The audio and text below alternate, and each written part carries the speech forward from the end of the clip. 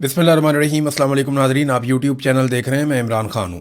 नाज़रीन, आज़ाद कश्मीर से ख़बर है और वो ये है कि शौकत नवाज़ मीर साहब को गिरफ़्तार कर लिया गया। जो चंद मेन लोग हैं जॉइंट अवामी एक्शन कमेटी के, और जो लोग मीडिया पे भी सबसे ज़्यादा आते रहे या जिन्हें आप फेस कहते हैं जॉइंट अवामी एक्शन कमेटी का, उनमें से एक शौकत नवाज़ मीर साहब हैं।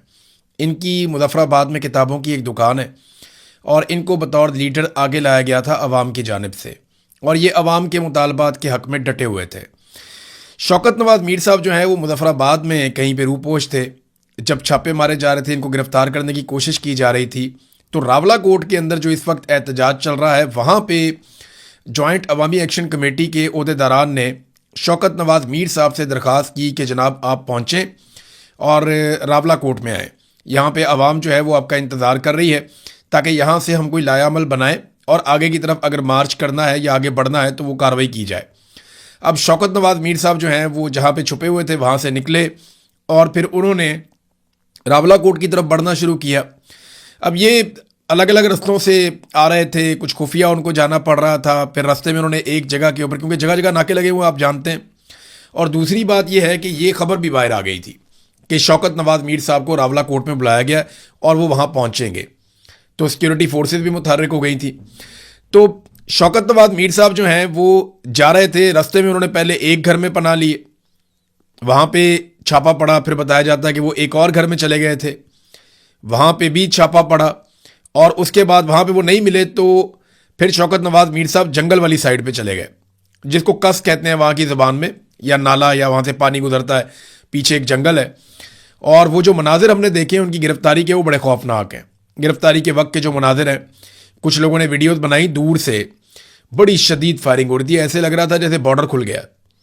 यानी सिक्योरिटी फोर्सेस की जानिब से इस किस्म की फायरिंग की गई है कि जैसे किसी दुश्मन मुल्क के ऊपर हमला कर दिया गया हो। शेलिंग भी की गई, फायरिंग भी की गई, और अब कंफर्म इतलात नहीं है क्योंकि वो पूरा एरिया सिक्योरिटी फोर्सेस ने घेरा हुआ था। बाद में ये खबर आई कि शौकत नवाज़ मीर साहब को जंगल में से गिरफ्तार कर लिया गया है और मुबैना तौर पे उनको एक गोली लगी है बाजू में। ये जो लोग खबरें दे रहे हैं आज़ाद कश्मीर से, उन्होंने ये दावा किया। पूरे इलाके का जो है वो इंटरनेट पहले ही बंद है, आपको कोई इन्फॉर्मेशन मिलती नहीं है, मोबाइल फ़ोन भी बंद हो जाते हैं, और वहाँ पे एक क्रैकडाउन ऑपरेशन हो रहा था शौकत नवाज़ मीर की गिरफ्तारी के लिए। और जितनी गोली चलाई गई, मैं हैरान हो रहा था वो आवाज़ें सुनकर कि किस किस्म की फायरिंग हो रही है वहाँ पे, जैसे कोई बॉर्डर खुल जाए या कोई दुश्मन मुल्क के ऊपर आप अटैक कर दें, इस किस्म के मनाजर थे। बहरहाल शौकत नवाज़ मीर साहब को ज़ख्मी हालत में मुबैना तौर पर गिरफ्तार किया गया। उनके एक साथी जो हैं वो गिरफ्तार नहीं हुए जो उनके साथ थे, और सुनने में आ रहा है एक और शख्स भी साथ, उनका जो साथी था वो गिरफ्तार हो गया। अभी तक की जो इतलात हैं वो ये बता रही हैं कि शौकत नवाज़ मीर साहब को गिरफ्तार करने के बाद आज़ाद कश्मीर से बाहर ले जाया गया। अब आज़ाद कश्मीर से निकालेंगे तो रावलपिंडी लेकर जाएंगे। अब आज़ाद कश्मीर में शौकत नवाज़ मीर साहब नहीं है, ये आज़ाद कश्मीर का मीडिया क्लेम कर रहा है। वो ये कह रहा है कि जैसे ही उन्हें सिक्योरिटी फोर्सेज ने पकड़ा तो वो उन्हें लेकर निकल गए और आज़ाद कश्मीर की हदूद फौरी तौर पर छोड़ दी। तो ये सिक्योरिटी फोर्सेज की एक बड़ी कामयाबी है कि इस तहरीक का एक मेन आदमी वो सिक्योरिटी फोर्सेज के हाथ लग गया। बहुत सारे लोग ये दावा कर रहे हैं, या जो सोशल मीडिया के अकाउंट्स हैं जॉइंट अवामी एक्शन कमेटी से जुड़े हुए, वो भी ये कह रहे हैं कि ये किसी ने गद्दारी की है और अंदर से किसी ने खबर दी है, मुखबरी की है शौकत नवाज़ मीर की, जिसकी बुनियाद पर वो गिरफ्तार हुए। अगर ये मुखबरी ना होती तो वो रावला कोर्ट पहुंच जाते। शौकत नवाज़ मीर साहब अगर रावला कोर्ट पहुंच जाते तो सिचुएशन हुकूमत के लिए शायद और मुश्किल हो जाती, लेकिन इसका रद्द-ए-अमल भी आएगा। अब उमर नज़ीर कश्मीरी साहब ने उसके बाद एक स्टेटमेंट दिया। उन्होंने खुद ये एतराफ़ किया कि हमने उन्हें बुलाया था, वो हमारे कहने पर आ रहे थे, लेकिन रास्ते में उनकी गिरफ्तारी हो गई है और उन्हें कश्मीर से बाहर मुंतकिल कर दिया गया है। लोगों को इश्तियाल दिलाने की कोशिश की जा रही है और अब रावला कोर्ट में एक बड़े क्रैकडाउन की तैयारियां हो रही हैं। पुलिस ने तरदीद कर दी है कि शौकत नवाज़ मीर को गिरफ्तार नहीं किया गया। अच्छा, ये बड़ा अलार्मिंग है, क्योंकि जब आपने किसी इंसान को लापता करना होता है जबरी तौर पे, तो फिर आप ये कह देते हैं कि पुलिस ने उसको गिरफ्तार नहीं किया, क्योंकि जिस शख्स को गिरफ्तारी डाल दी जाए फिर उसको मंजर आम पे लाना पड़ता है, उसे किसी ना किसी अदालत में पेश करना पड़ता है। अब शौकत नवाज़ मीर एक ऐसी शख्सियत है, अगर वो कश्मीर से गिरफ्तार हो जाते और पुलिस उनकी गिरफ्तारी डाल देती तो पुलिस को उन्हें अदालत में पेश करना पड़ता, और इस मौके पर पूरा शहर बाहर आ जाता, बहुत बड़ी तादाद में लोग निकल कर आ जाते। तो इस सारी सिचुएशन को अवॉइड करने के लिए उनकी गिरफ्तारी को छुपा दिया गया और ये दावा किया गया कि उन्हें गिरफ्तार किया ही नहीं गया। तो अब इस वक्त कुल मिला के सूरत हाल ये है कि शौकत नवाज मीर साहब जख्मी भी हैं मुबैना तौर पर, और वो जबरी तौर पर उन्हें गुमशुदा किया गया है और इस वक्त आज़ाद कश्मीर की हदूद से उन्हें बाहर ले जाया जा चुका है। ये है जनाब शौकत नवाज मीर साहब की सूरत हाल। उमर नज़ीर कश्मीरी साहब ये कह रहे हैं कि गन पॉइंट पे शौकत नवाज मीर साहब से कोई बयान भी दिलवाया जा सकता है। उन्होंने कहा कुछ ऐसे लोग हैं जॉइंट अवामी एक्शन कमेटी के जिन्हें पकड़ा गया, फिर गन पॉइंट पे उनसे कोई बयानात दिलवाए गए और उनके बयानात को नशर भी किया गया। तो बहुत मुमकिन है कि शौकत नवाज मीर साहब से भी गन पॉइंट के ऊपर कोई स्टेटमेंट दिलवा दिया जाए, लेकिन उस स्टेटमेंट की कोई अहमियत नहीं होगी। कश्मीरी पीछे नहीं हटेंगे, उन्होंने ये कहा। फिर उन्होंने ये भी कहा कि हम में से अगर बाकी लोग मारे जाएं या पकड़े जाएं, फिर भी आपने अपनी तहरीक नहीं छोड़नी, आप अपनी तहरीक चलाते रहें और अपने हुकूक के लिए डटे रहें, खड़े रहें। तो नाज़रीन, पुलिस ने फिलहाल तरदीद कर दी है। और एक और चीज़ जो पता चली वहाँ पे जो मुजाहिरीन है उनकी जानिब से, वो कहते हैं जी ड्रोन्स भी आते हैं।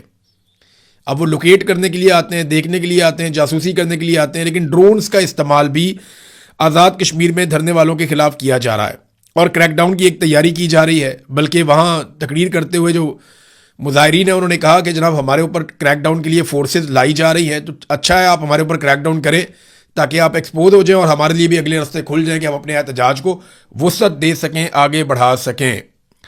अब ये एक दुकानदार है शौकत नवाज मीर, ये कोई बहुत अमीर आदमी तो है नहीं, कोई बहुत जायदाद वाला आदमी नहीं है, कोई बहुत बड़ा सियासी ख़ानदान नहीं है, कोई बहुत ताकतवर आदमी नहीं है। गुमनाम राहों में मारा भी जाएगा अपने लोगों के हक के लिए तो किसी को कोई फ़र्क नहीं पड़ेगा। ये कौन सा कोई नवाज शरीफ है या शहबाज शरीफ है या कोई बहुत बड़ा सरदार है या कोई बहुत बड़ा वडेरा है या कोई बहुत बड़ी ज़ात पात का आदमी है जिसकी बहुत बड़ी जायदाद है, बहुत सारा कुछ उसके पास है। आम आदमी है, गरीब आदमी है, लेकिन गरीब के हुकूक के लिए खड़ा हुआ था।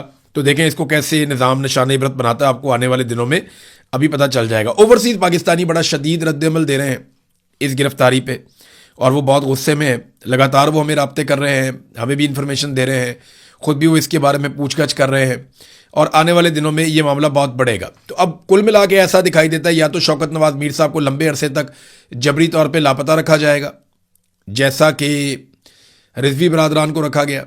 दोनों भाई जबरी तौर पे लापता हैं, आज तक पता नहीं चला उनका। 7-8 महीने हो गए, दोनों भाइयों की समझ ही नहीं आ रही गए कहाँ पे। हालांकि तहरीक लब्बैक के ऊपर एक खौफनाक क्रैकडाउन हुआ था, वहाँ पे बहुत सारे लोगों को कत्ल कर दिया गया था। फिर ये 2 भाई थे अनस और साद, ये दोनों भाई तब से लेकर अब तक गायब हैं। या तो इस तरह गायब कर दिया जाएगा या फिर जो मैंने आपको बताया था कि एस्टेब्लिशमेंट से जिन लोगों की मुलाकात हुई, एस्टेब्लिशमेंट ने, एक ऑफिसर ने उन लोगों को ये कहा कि ये 4 लोग तो अब नहीं बचते, इनके तो ऑर्डर आ गए हैं और इन 4 लोगों को तो मारा जाएगा। एक उनमें मेहरान है, एक उमर नज़ीर है, एक और हैं, एक शौकत नवाज मीर हैं। तो इनके बारे में ये दावा किया गया था कि इनको मार दिया जाएगा। इनके चारों के सरों के ऊपर जो है वो 1-1 करोड़ रुपए का इनाम भी रखा गया है। तो अब देखना ये कि क्या किया जाता है। शौकत नवाज मीर साहब फ़िलहाल तो उनकी ज़िंदगी जो है उन लोगों के हाथ में है जिन्होंने उन्हें पकड़ लिया। अब उन्होंने फैसला करना है कि जबरी तौर पे लापता रखना है लंबे अरसे तक, या शौकत नवाज मीर साहब की जान को नुकसान पहुंचाना है, या उनसे कोई स्टेटमेंट जारी करवाना है। ये फैसला तो फिर वही लोग करेंगे जिनके हाथ में वो हत्थे, जिनके वो चढ़ गए हैं। ओवरसीज़ पाकिस्तानी काफ़ी शदीद इसके ऊपर रद्दअमल भी दे रहे हैं। इमरान खान साहब की बहनों की नादरीन एक मरतबा फिर मुलाकात नहीं हो सकी।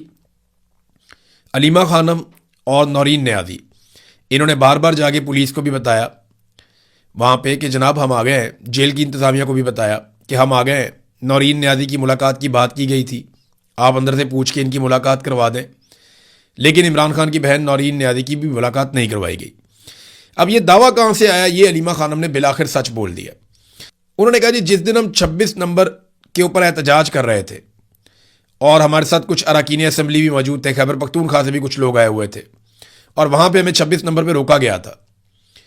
उस दिन मोहसिन नकवी ने रब्ता किया था बैरिस्टर गौर से और बैरिस्टर गौर ने हमें बताया था कि जी मोहसिन नकवी ये कह रहा है कि आप एक दरख्वास्त लिख दें सुपरिटेंडेंट ऑफ जेल को, नौरीन न्याजी साहिबा, तो हम नौरीन न्याजी साहिबा की मुलाकात करवा देते हैं इमरान खान साहब से।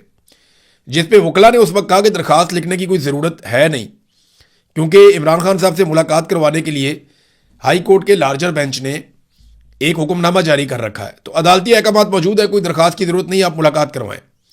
तो तब से लेकर अब तक मुलाकात नहीं करवाएगी। मुझे लगता है कि टाइम गेनिंग टैक्टिस था कि थोड़ा सा वक्त हासिल किया जाए, थोड़ा बजट पास करवा लिया जाए। खैबर पख्तूनख्वा का देखें बजट पास हो गया, खैबर पख्तूनख्वा का भी, और वो कह रहे थे कि हम बजट के ज़रिए से दबाव डालेंगे। ये बड़ी कमज़ोरी थी, मुझे ऐसा लगता था कि बजट के ज़रिए दबाव डालना तो बहुत कमज़ोरी है, इतनी बड़ी पॉलिटिकल पार्टी है, इतने ताकतवर लोग हैं, बजाय कि ये बहुत बड़ी एक तहरीक खड़ी करते, नौजवानों को साथ जोड़ते। बेशुमार नौजवान हैं, वो तहरीक खड़ी कर सकते हैं। नौजवान तंग भी बहुत हैं, बेरोजगारी बहुत बढ़ गई है, गुर्बत बढ़ गई है, मईशत तबाह बर्बाद हो गई है, महंगाई बहुत बढ़ गई है, लोग तंग आए पड़े हैं। किसान हो जाए, ट्रेड यूनियंस हो जाए, मजदूर हो जाए, मेहनत कश कोई भी हो जाए, सारे तबकात ही परेशान है, सरकारी मुलाजमीन परेशान है, नौजवान तो बहुत ज़्यादा परेशान है, तालिब इल्म परेशान है। तो ऐसे में कोई तहरीक खड़ी करना कोई बहुत बड़ी मुश्किल नहीं थी, तहरीक खड़ी कर सकते थे, लेकिन उन्होंने कहा जी हम बजट को इस्तेमाल करेंगे दबाव के लिए, वो भी नहीं कर पाए और बजट भी पास हो गया, पूरे साल का बजट पास हो गया, जो वफाकी हुकूमत को चाहिए था उसी तरह का बजट पास हो गया। बहरहाल इमरान खान साहब की मुलाकात, ये ड्रामा ही एक निकला, मुलाकात नहीं करवाई गई बाद में, और अलीमा खानम ने और उनकी बहन नौरीन न्याजी ने आज ये साबित भी किया कि वो आई भी मुलाकात करने के लिए, कहा जी आज मुलाकात नहीं करवाई, रात गए उन्होंने धरना खत्म किया, उन्होंने कहा जी अगले हफ्ते हम फिर आएंगे। अब देखना यह है कि अगले हफ्ते मुलाकात होती है या नहीं होती। हाई कोर्ट ने एक फैसला महफूज किया हुआ है कि जो दरखास्तें आई हैं कैद तन्हाई वाली, वो सुननी भी हैं या नहीं सुननी। अगर तो कैद तन्हाई वाली दरखास्तें सुनी जाती हैं, अच्छा नैब इसके अंदर बड़ा बढ़ चढ़ के किरदार अदा कर रहा है, हालांकि नैब का ये केस ही नहीं है, ये केस तो जेल के अमले का है। नैब का इस केस से क्या ताल्लुक है? नैब ने केस लड़ा, इमरान खान साहब को सजा हो गई, सजा क्या हुई उसके ऊपर केस है कि जनाब हमें सजा सुनाई कुछ और गई है और दी कुछ और जा रही है। यानी सजा सुनाई गई है कि जेल में रखा जाएगा, सजा दी जा रही है कि कैद तन्हाई में रखा जा रहा है। तो यह मामला तो जेल का और मुद्दइयों का है, इसमें नैब का तो किरदार ही खत्म हो गया। लेकिन नैब बड़ी मुतहर्रिक नजर आ रही है, हम हैरान होते हैं देख के, क्योंकि नैब को आपको पता है पीछे से चाबी मिलती है, वो चाबी पे ही चलते हैं, जैसे उन्हें चलाया जाता है वैसे ही वो चलते हैं। बहरहाल वो भी फैसला महफूज है, वो फैसला जब सामने आता है तो हमें आइडिया हो जाएगा। फजलुर रहमान साहब आज़ाद कश्मीर में पाकिस्तान पीपल्स पार्टी के साथ मिलकर इलेक्शन लड़ेंगे।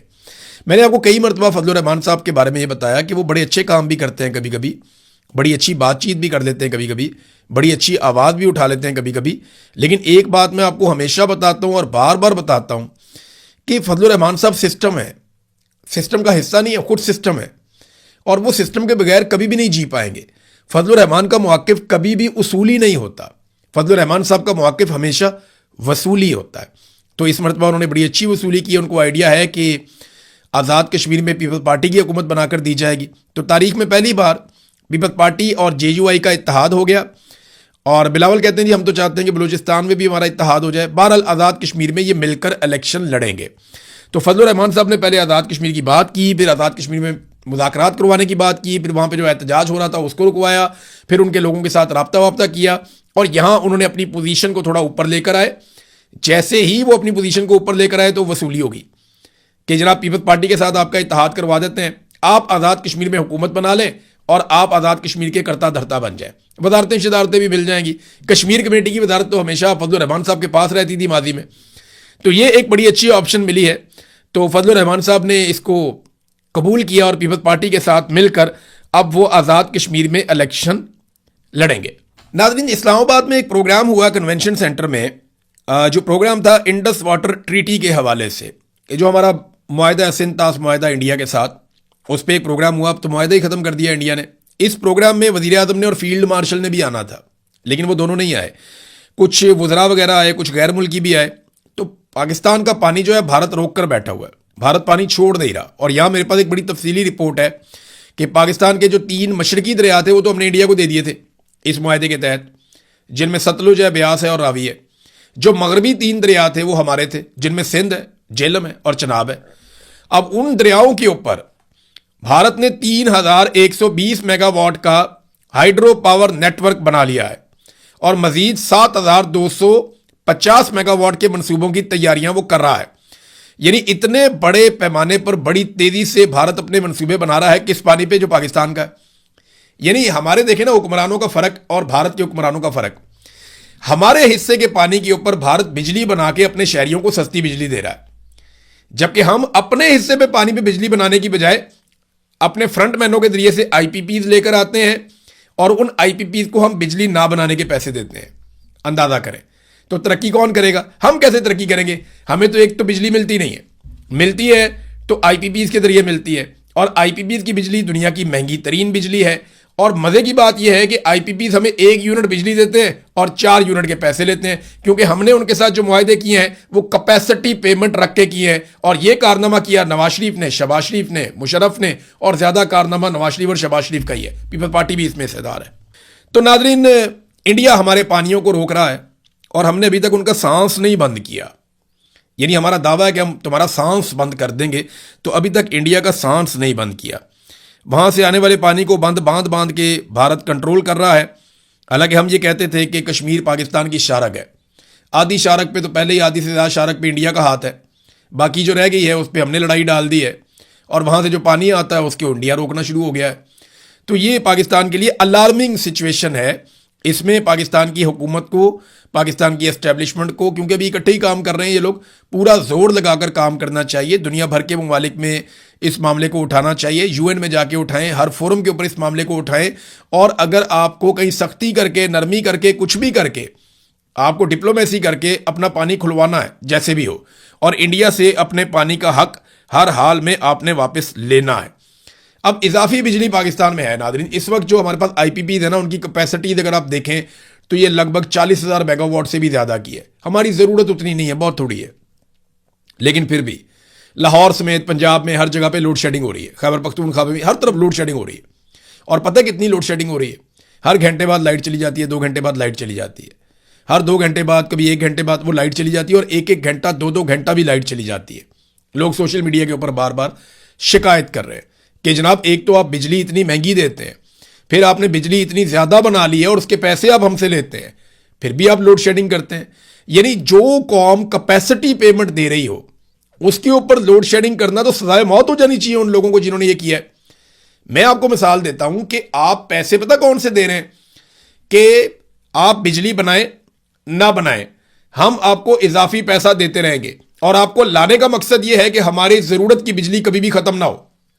यह मकसद था ना आईपीपीज को लाने का, कि जितनी हमें बिजली चाहिए हमने उससे ज्यादा कैपेसिटी लगा ली है, जितनी हमें चाहिए होगी आपसे खरीदा करेंगे, और जो आप नहीं बनाएंगे उसके हम आपको पैसे देंगे। वो कैपेसिटी पेमेंट हम उन्हें अभी भी दे रहे हैं। अगर वो 1 यूनिट बिजली ना बनाए ना, फिर भी हम अगर उनको 100 मेगावाट का लगाया हुआ ना, तो 100 मेगावाट के पैसे हम उनको देंगे। पैसे हम उन्हें दे रहे हैं, और लोड शेडिंग पाकिस्तान में हो रही है, दबा के हो रही है। 10 साल पहले जब ये खानदान नारे लगाता था, दावे करता था, जनाब हम पाकिस्तान से लोड शेडिंग को हमेशा के लिए खत्म कर देंगे, आप हमें हमेशा याद रखेंगे, आपको याद रहेगा कि हमने पाकिस्तान के ऊपर पता नहीं कितना एहसान कर दिया है। और आज आप देखें ना किस तरीके से इन्होंने लोड शेडिंग का एक मरतबा फिर बाजार गर्म कर दिया है। शेख रशीद ने कहा था कि कोई बिजली खरीदने के काबिल भी नहीं रहेगा, लोग अपने मीटर उतरवा लिया करेंगे। नाजरीन, एफबीआर की सूरत हाल यह है कि 1000 अरब का शॉर्टफॉल हुआ है एफबीआर में, 1000 अरब का शॉर्टफॉल। और मजे की बात यह है कि चेयरमैन एफबीआर वियना में पार्को बोर्ड के इजलास में शिरकत के लिए 6 जुलाई तक छुट्टियों पर है। यानी वो वियना में जाके छुट्टियां मना रहे हैं, और इधर 1000 अरब का पाकिस्तान को शॉर्टफॉल हो गया।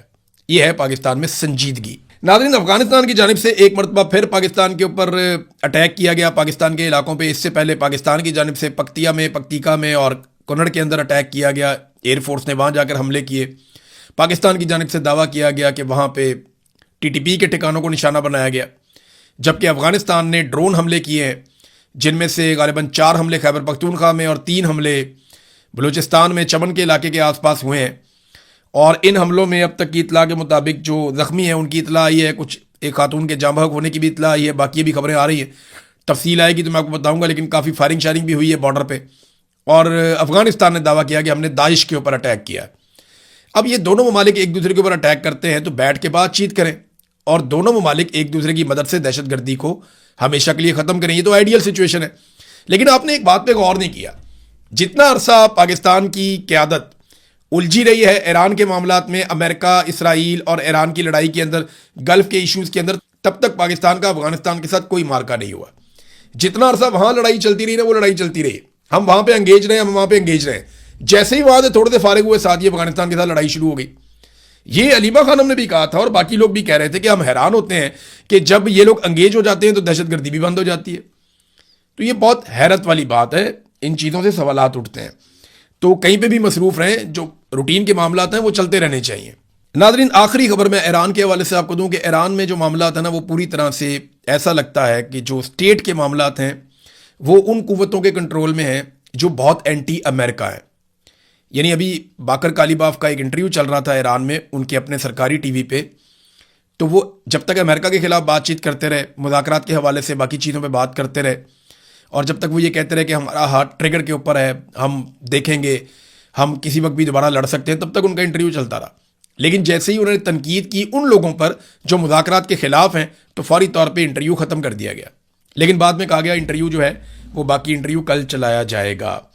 बहरहाल ये बताता है कि ईरान के अंदर सिस्टम अभी भी बहुत ताकतवर है और मुश्तबा खामनई के कंट्रोल में है तमाम चीज़ें, और जो लोग मुज़ाकरात के हामी हैं उनके पास यही मौका है कि वो किसी तरह अमेरिका के साथ एक अच्छी डील को अंजाम तक पहुंचाएं, वरना ईरानी लोग जो हैं वो मुज़ाकरात के कोई इतने हामी फ़िलहाल नहीं है। अब तक के लिए इतना ही। अपना ख्याल रखिएगा, अपने चैनल का भी। अल्लाह हाफ़िज़।